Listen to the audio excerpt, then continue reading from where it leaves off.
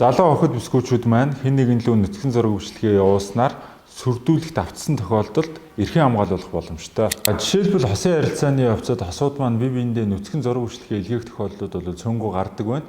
За яг энэхүү нөхцөл байдлыг ашиглаад хосууд одоо маргалцсны дараа бол бие бинийгээ тэрхүү зураг бичлэгээр нь сүрдүүлэх, мөнгө нэхэх, тодорхой үйл хийх зэргээр одоо шахаж шаардах тохиолдлууд бол гардаг байна. За яг энэ тохиолдолд бол одоо хохирч буй охид бүсгүүчүүд маань өөрсдийн эрх хуульсны ашиг сонирхлыг хамгаалахаар одоо цагдаагийн байгууллагад хандах боломж бол байдаг.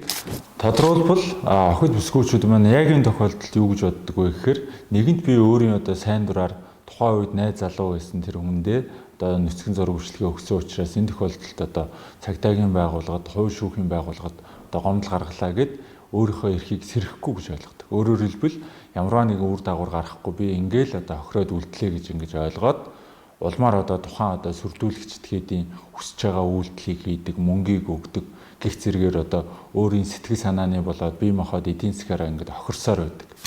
Тэгвэл яг энэ тохиолдолд тэрхүү эрхэн зөрчигдөж буй одоо хохирогч эмэгтэйчүүд, охид бүсгүүчүүд маань өөрсдийн эрхээ хамгаалуулахаар цагдаагийн байгууллагад гомдол мэдээлэл гарган одоо энэхүү асуудлыг шийдвэрлэх бүрэн боломжтой байдаг.